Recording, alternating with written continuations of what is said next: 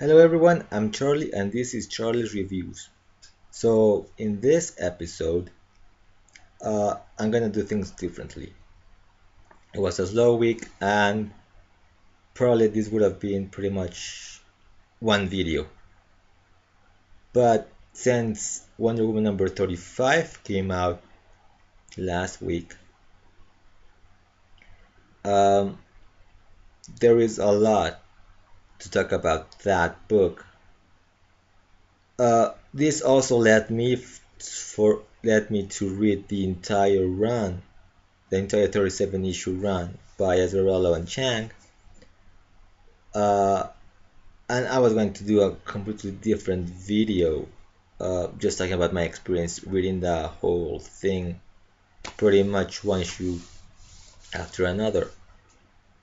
Uh, but in talking about this issue number 35, which this is by the way the Monster of the Month cover, which was in my poll anyway, so I don't know, it was there. They gave it to me. Anyways, talking about this issue, uh, it means that I have to talk about the other 36 issues that came before it, because everything in the end leads to this final issue. Uh, and before I get talking into this, I'll probably just say that reading the whole story, you know, in pretty much in one sitting, not exactly one sitting. I read over 3 days. Started on Friday, throughout all the whole of Saturday and Sunday. Um, I found it that it reads a lot better like that, as one huge epic story, which, by the way, it's actually divided into like 3 acts. Each year, um, you know, uh, is an act or a book, if you will, or a chapter, uh, a full chapter. If you've noticed, issues 12 and 23, those issues end with the end. The last page is the end. Then we go to, like, after issue number 12, we get the zero issue. After issue 23, we have to read 23.2, which was the firstborn villains month issue, and from there the 24 to 35.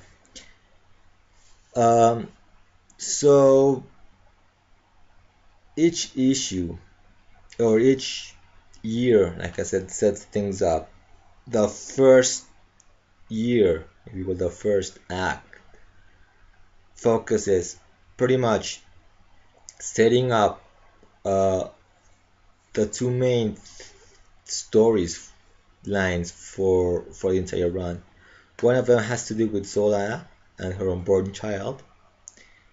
The other is about Wonder Woman going through a personal journey. So in issue 1, we learn that about Zola and her unborn child. Hermes is sent to protect her from Hera, and so she is sent to Wonder Woman, and Wonder Woman takes her mission as her protector. Issue 2 and 3 brings us into Wonder Woman's world.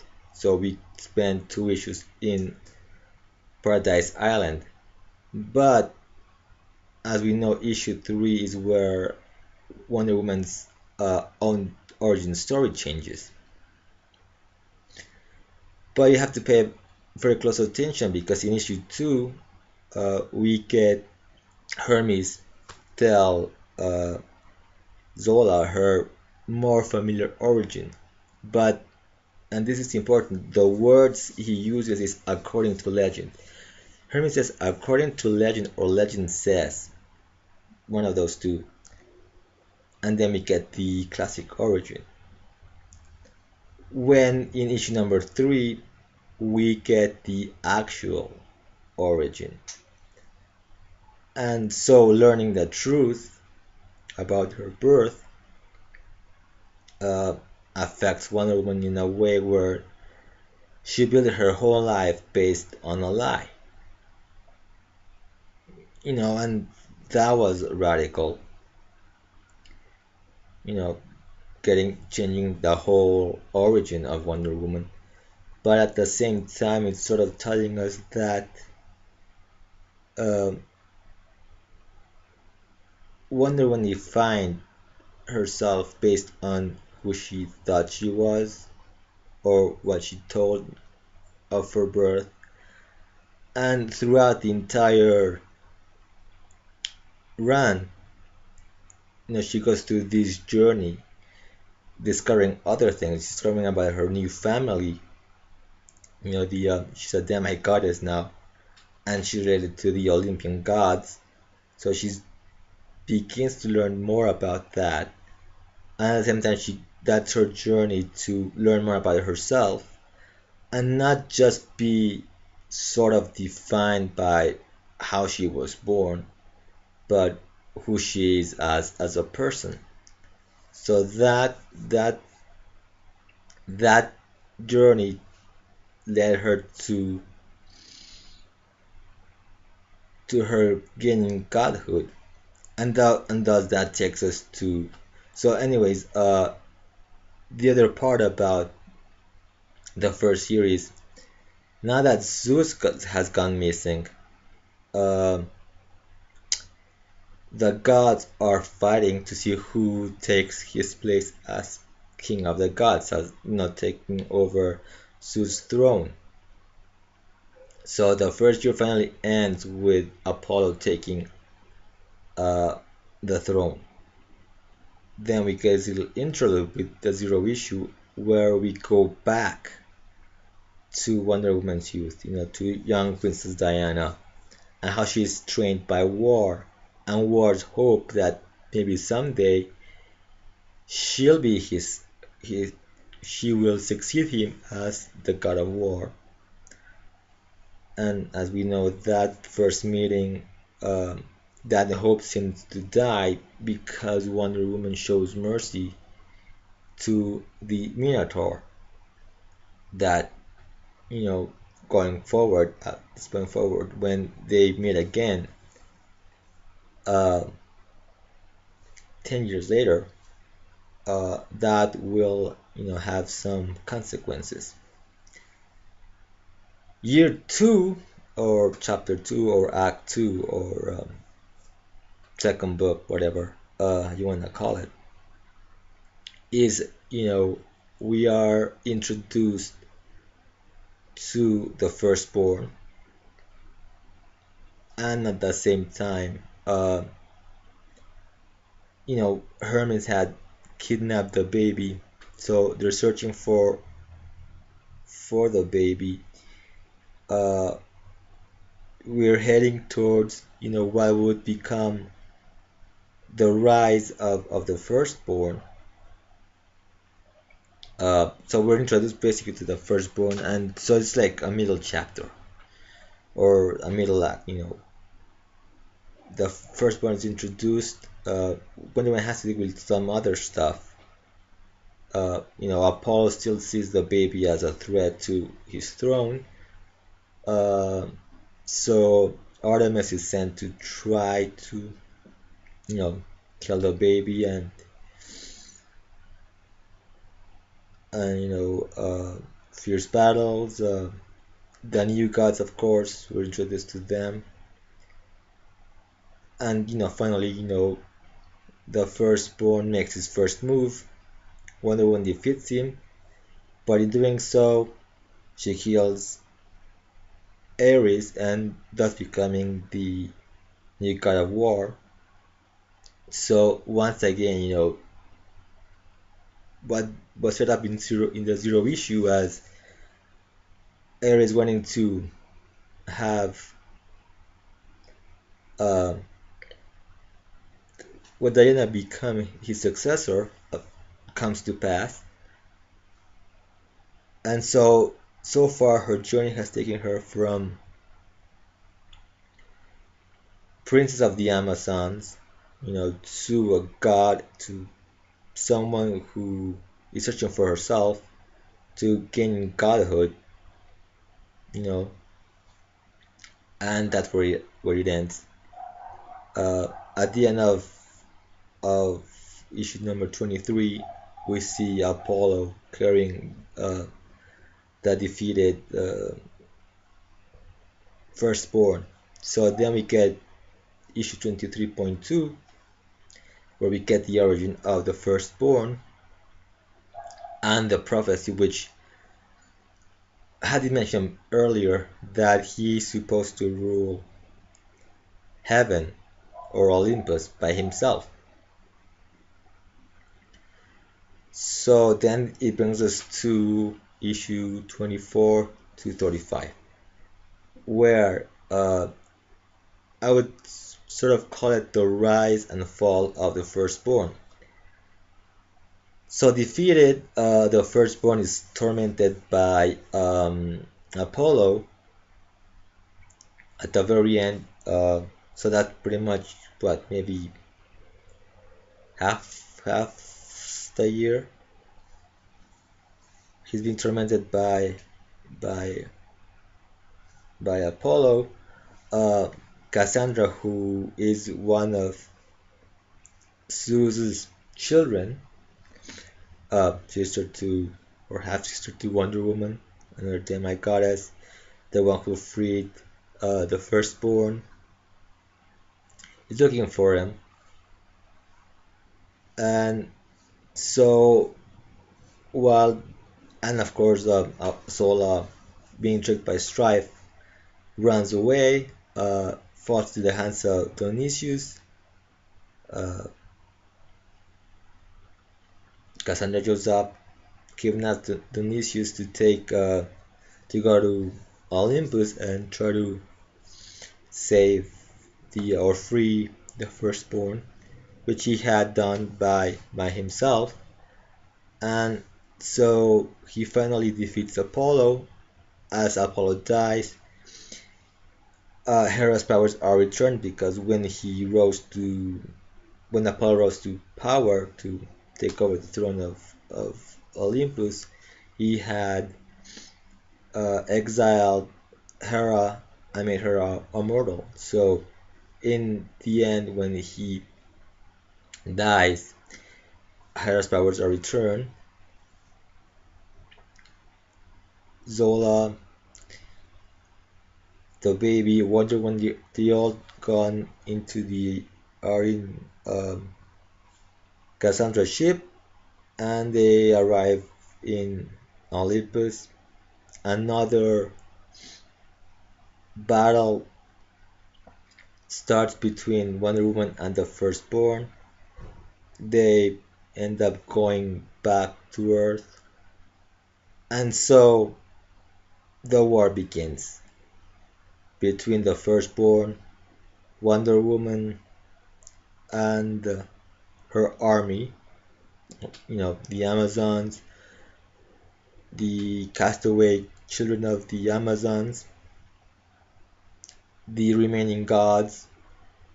And while Wonder Woman is amassing her army, trying to bring the Amazons together, now that she is officially their queen, she's gotta deal with her sisters to, rally around her, and they were very, very pleased with that at first. The firstborn goes on and starts, killing his family. He gets, first he kills Hades, then, he goes after them, starts killing gods to, rule by himself, and then, the war begins. And that leads us to this issue where apparently Wonder Woman is defeated by the end of issue 33, I believe. Then, yeah, in issue 33 she seems defeated by the firstborn, and then she comes back ready to fight, and she pretty much seems to defeat the firstborn and so that's when Poseidon comes back and tries to claim the throne for himself, but he doesn't. Uh, as we see in this issue, and a little bit before that, that's something weird is going on with um, with Zola, as she seems to, her eyes change. Her arm becomes a bit of a bit like half a talon. With that, she's able to draw back Poseidon, who retreats. The firstborn comes back for the final battle between him and Wonder Woman. Though at first he sends the Minotaur, and the Minotaur practically defeats Wonder Woman, but before um, he gives the final blow, the killing blow, he doesn't do it because he remembered what Wonder Woman did, years before. She spared his life, and so did he. But the firstborn, mad, uh, ends up killing the Minotaur, and the battle goes on between both of them. At one point, he actually has a Zola captured, and actually, uh, I believe, yeah. Uh, so Wonder Woman finally gets mad after seeing what he did, and so Wonder Woman takes away her gauntlets and unleashes her true self, if you will. Uh, sorry, I'm checking things out. But like I said, he's got Zola and I believe some uh, on the baby.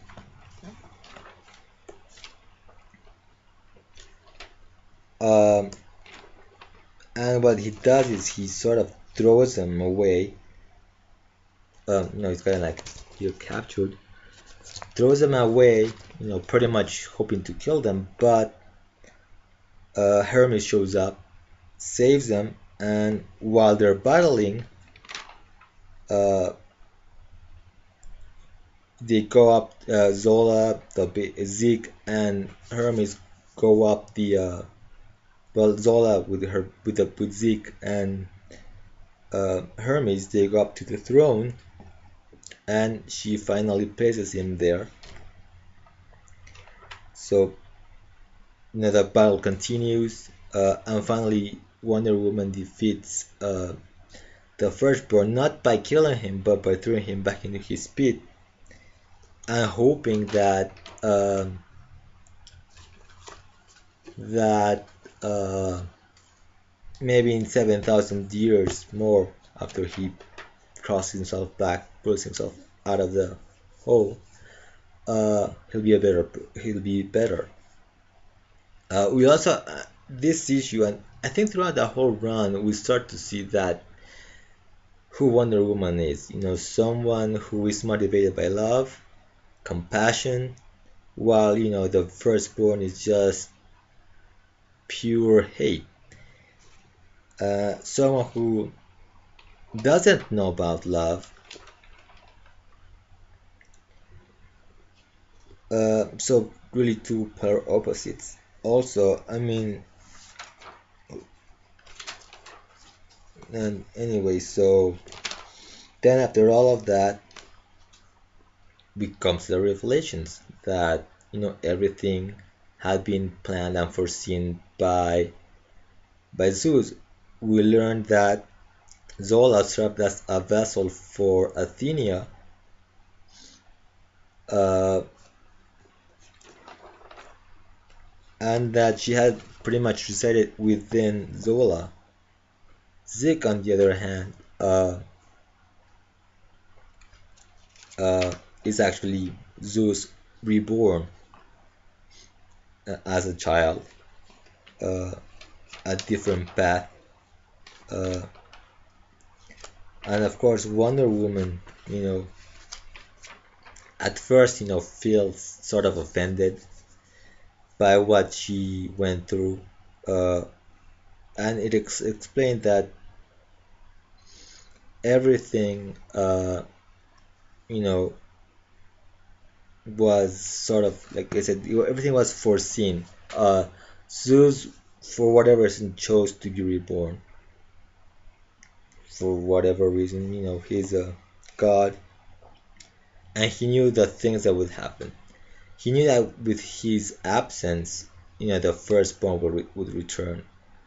At the same time, it seems that Wonder Woman was his favorite child because he wanted her to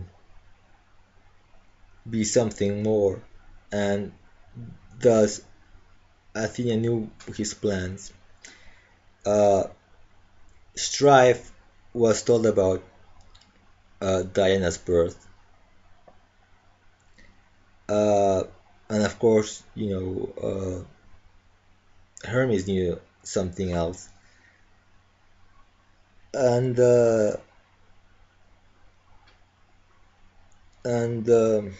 let me see,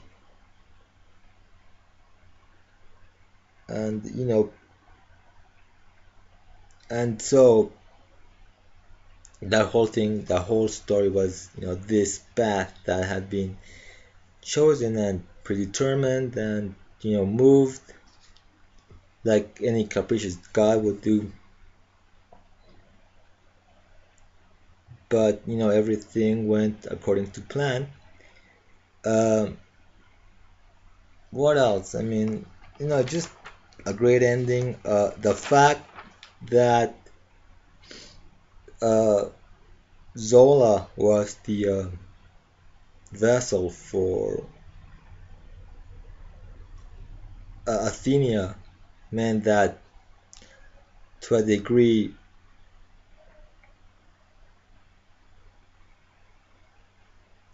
uh, sorry, sorry, I'm trying to find the words. Like I said, Zola was the vessel for Athenia, but uh,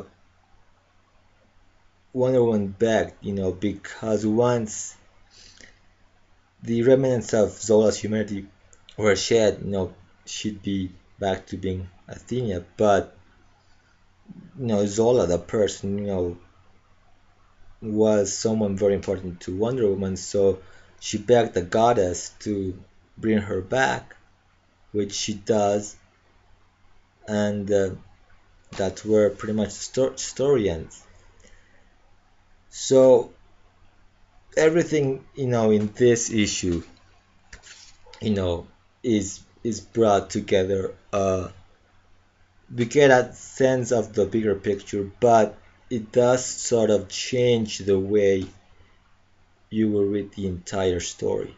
Uh, for the past 3 years, we've read bits and pieces of this story, and reading it as a whole, you get this whole much larger, bigger picture that even the slower issues don't seem so slow once you read the issue before it and the issue after it. Just moves the story, and it never really loses its way, and that's very difficult to do. You have this huge story, you have some you have this huge story, and you know it could lose focus at some point. I mean, really have to have a really well planned to make every issue be a part of this larger story. And again, like I said, reading issue 35 really changes your perspective on the previous issues. Particularly issue number 1, there is a line where Paulo asks uh, his oracles, the three girls he grabbed and then later killed off. He turned them into his oracles, and when he asked them where Zeus was, they say he doesn't exist yet, meaning he hasn't been born. So when you read this issue and you learn that the baby is actually Zeus, and you go back to read issue number 1, you say, oh, okay, uh, he really, isn't born yet. He hasn't been born yet because at this point, Zola didn't know she was pregnant. Uh, and I mean, it really just changes the way you read the full story. Now, you sort of start looking for clues. One important clue, though, is in issue number 0.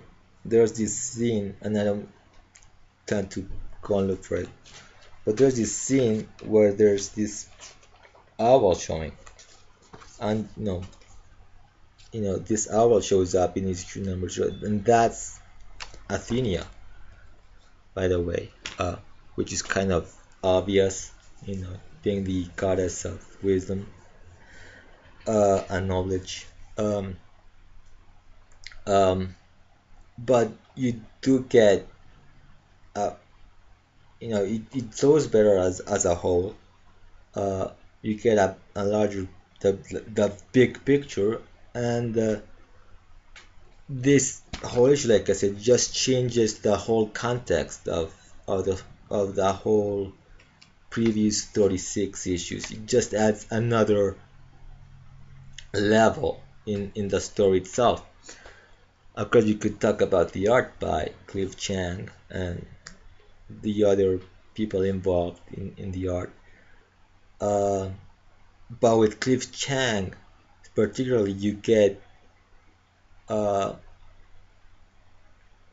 a different story being told through the art uh,